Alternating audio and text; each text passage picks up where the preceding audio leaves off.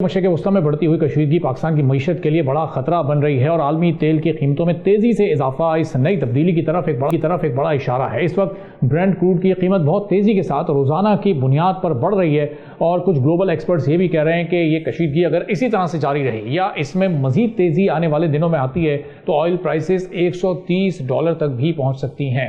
पाकिस्तान हर साल $5.7 अरब का crude oil import करता है। अगर रिफाइंड शुदा प्रोडक्ट्स शामिल करें तो माली साल 2025 में ओवरऑल पेट्रोलियम इंपोर्ट तकरीबन $10.7 अरब रही हैं। अब अगर तेल महंगा होता है तो इसका मतलब यह है कि इंपोर्ट बिल में फौरी इजाफा होगा। इससे फॉरेन एक्सचेंज रिजर्व और करंट अकाउंट पर भी दबाव बढ़ेगा।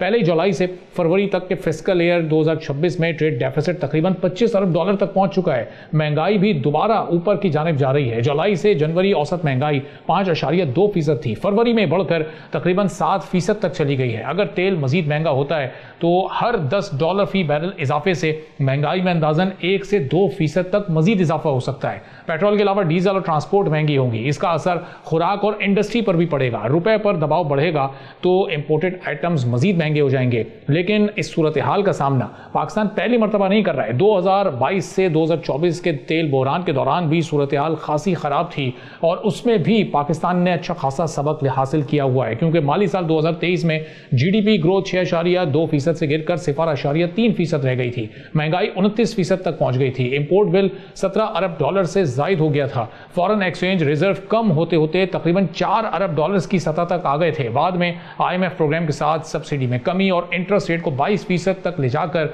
सूरत हाल को कुछ संभाला गया। इस अरसे में पाकिस्तान ने ऑल्टरनेट एनर्जी पर भी जोर दिया। तकरीबन 2 गीगावाट सोलर कैपेसिटी बढ़ी। विंड मिल से बिजली की पैदावार 1.3 गीगावाट तक पहुंची। थर्कोल मंसूबों से 1.3 गीगावाट बिजली ग्रिड में शामिल हुई। इससे फर्नेस ऑयल पर रिलाय कुछ कम हुआ, मगर इंपोर्टेड एनर्जी का मसला मुकम्मल हल ना हो सका। अब खतरा सिर्फ तेल तक ही महदूद नहीं है। खलीजी ममालिक से आने वाली रेमिटेंसेस भी इससे मुतासिर हो सकती हैं। पाकिस्तान को ओवरऑल रेमिटेंसेस का तकरीबन 47% हिस्सा दुनिया के इसी हिस्से से आता है। अगर वहाँ मुआशी सरगर्मी सुस्त हुई तो डॉलर की आमद कम हो सकती है। मौजूदा हालात में पॉलिसी तवज्जो ज़ाहिर 3 नुकात पर होनी चाहिए कि स्ट्रेटेजिक पेट्रोलियम ज़खायर को कैसे बनाना है, क्रेडिट बिलिंग पर तेल की खरीदारी और कॉन्ट्रैक्ट्स कैसे करने, और फिर एक्सपोर्ट्स लॉजिस्टिक से कैसे बचना है, इसको कैसे कंट्रोल करना है। अगर इन 3 पॉइंट्स पर नहीं काम किया गया तो ज़ाहिर महंगाई के साथ इंटरेस्ट रेट्स और फिर जीडीपी ग्रोथ तीनों प्रेशर आ सकता है। सूरत हाल बहुत चैलेंजिंग है। इन चैलेंजेस से निपटना कैसे है, स्ट्रेटजी क्या होनी चाहिए, इस पर हम बात करेंगे। चौधरी अकमल साहब माहिर माशियात हैं, हमारे साथ मौजूद हैं।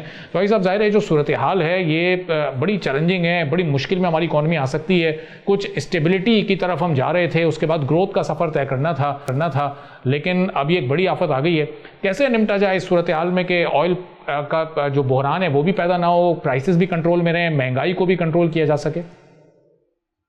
देखें, बादी नज़र में तो ये चीज़ें फीजिबल नज़र नहीं आती हैं अनफॉर्चुनेटली, क्योंकि हमारे जो ज़र मुबादला के ज़खायर हैं वो तकरीबन $20 अरब के लगभग जो है ना वो अभी हैं, और उनमें से भी जो है ना वो काफ़ी सारी जो अमाउंट है तकरीबन $12 से $13 बिलियन वो भी हम खर्च नहीं कर सकते। तो इफेक्टिवली अगर देखा जाए तो हमारे पास जो रिजर्व्स हैं वो बहुत कम है। और सोने पे सुहागा ये कि हमारी इंपोर्ट्स जो है वो पिछले 6 से 7 में खातिर ख्वाह बढ़ी हैं, जिसके नतीजे में हमारा जो ट्रेड डेफिसिट है वो तकरीबन $25 अरब तक पहुंच चुका है।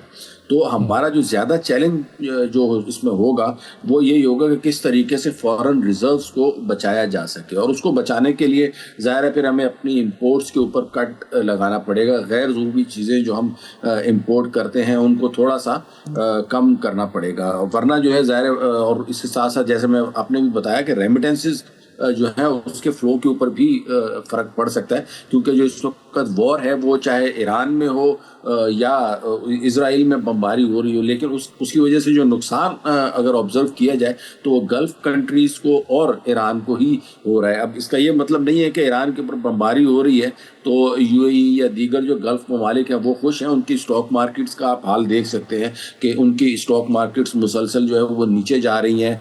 वहाँ से सयाह या ट्रैवल एंड टूरिज़म जो इंडस्ट्री है वो ख़त्म हो रही है। तो ये हाल सिर्फ एक गल्फ़ कंट्री का नहीं है बल्कि अक्रॉस द बोर्ड सारे गल्फ़ कंट्रीज़ का है। इन हालात में अगर देखा जाए तो इजराइल और अमेरिका की पॉलिसी तो विन विन सिचुएशन है ना, कि चाहे वो ईरान के ऊपर हमला करें या ना करें, तो दोनों सूरतों में इस तरफ गल्फ़ कंट्रीज़ भी नुकसान में जा रहे हैं इस जंग के नतीजे में, और ईरान तो खैर जा ही रहा है। تو نتیجہ جو ہے نا وہ ہمارے سامنے ہے. اب اس کو وہ گلف کنٹریز کس طریقے سے نمٹیں گے وہ ایک ڈفرینٹ اسٹوری ہے. لیکن جو ہمیں اپنے جو ہے نا وہ ہمیں ڈبل کٹ لگ رہا ہے. ایک تو جو ریمیٹنسز کے اوپر ہماری کمی واقع ہو سکتی ہے, جیسا کہ ایکسپیکٹ کیا جا رہا تھا کہ اس مرتبہ $42 بلین سے ہماری جو ریمیٹنسز ہیں وہ بڑھ جائیں گی. لیکن اگر اسی طرح حالات رہے اور کاروبار وہاں پہ ختم ہوتا رہا, بند ہوتا رہا, تو انفارچونیٹلی وہاں سے بھی لوگ جو آلریڈی جابس کے اوپر ہے تو جاب بھی وہاں پہ ختم ہوگی اور وہاں سے ہماری ریمیٹنسز کا انفلو بھی رک جائے گا, جس کے نتیجے میں ملک کے ڈیفالٹ ہونے کا خطرہ جو ہے وہ کرے گا. کیونکہ ابھی بھی ہمارا جو فائنینشیل اکاؤنٹ ہے وہ بھی اپ ٹو دا مارک نہیں ہے. ہمیں جو ہے وہ جو قرضے بھی لینا پڑ رہے ہیں وہ کمرشل بینکوں سے ہم قرضے لے رہے ہیں, رادر دین کہ ہمیں کوئی بڑے بڑے فائنینشیل انسٹیٹیوشنز جو ہیں وہ سستے نرخوں کے اوپر بیل آؤٹ کریں. ہمیں انفارچونیٹلی جو ہے وہ اس طرح کے قرضے لینے پڑ رہے ہیں جس کے اوپر اپ ٹو 10% تک جو ہے وہ ہمیں ڈالرز میں مارک اپ پے کرنا پڑ رہا ہے. تو جی ڈی پی کی گروتھ کی جو صورتحال ہے وہ تو پھر سیکنڈری رہ جاتی ہے نا. پرائمری تو ہمیں اپنا جو کرنٹ اکاؤنٹ ہے اس کو مینٹین کرنا ہی مشکل ہو جائے گا, اور اس کے نتیجے میں پھر ملک کے اندر جو بحران آئے گا, مہنگائی کا جو طوفان آئے گا, پیٹرول کی قیمت $450 سے بھی پر لیٹر اوپر جا سکتی ہے, اسی طرح ڈیزل کی قیمتوں میں بھی اضافہ ہو جائے گا. تو یہ مہنگائی آؤٹ آف کنٹرول جو ہے نا وہ ہو جائے گی, اور اس کے لیے نو ڈاؤٹ کہ بڑے سیریس قسم کے اقدامات جو ہے وہ. تو چوہدری صاحب, یہ جو پالیسیز اس وقت ابھی چل رہی ہیں جو اکنامیکل پالیسیز, تو اس پہ کوئی ری تھنک کر سکتے ہیں؟ پیٹرول کی قیمت اگر بڑھ رہی ہے عالمی مارکیٹ میں تو جو لیوی 85 یا 90 روپے پر لیٹر کی صورت میں اس وقت لوگوں سے لی جا رہی ہے, کیا وہ اس کو ہاف کر کے یا مکمل طور پر ختم کر کے, کیا یہ کوئی آپشن ہو سکتا ہے کہ پیٹرول پرائس کو کم رکھا جا سکے تو وہ مہنگائی کا جو امپیکٹ پڑنا ہے وہ فوری طور پر نہ آئے؟ دیکھیں, ایک طرف تو ہمارے ہاتھ آئی ایم ایف نے باندھے ہوئے ہیں نا. ہم تو اکثر و بیشتر آپ کے پروگرام میں کہتے رہتے ہیں کہ بھائی آئی ایم ایف کے پروگرام میں رہنے کا ہمیں ٹکے کا فائدہ نہیں ہوا. پچھلے 3 پروگرام تو کنٹینیوسلی ہم نے ان کے لے لیے. کیا فائدہ ہوا؟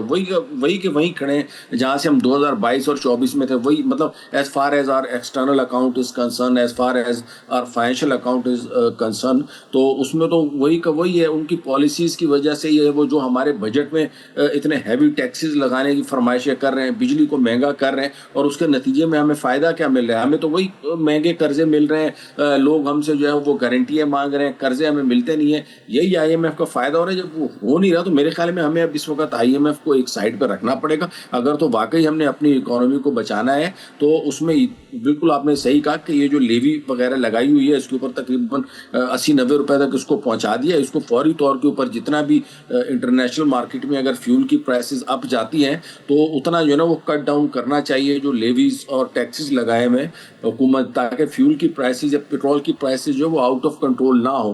کیونکہ پیٹرول کی پرائسز ونس یا آئل کی پرائسز جو ہے نا ایک مرتبہ اوپر جانا شروع ہو گئی تو پھر وہ بڑا اسپریڈ کرتی ہیں اور ملٹی پلائر کا اس سے امپیکٹ آتا ہے, اور وہ پھر ہر ایک شعبے میں, ہر ایک گوڈز اینڈ سروسز میں جو ہے وہ مہنگائی کا باعث بنتا ہے.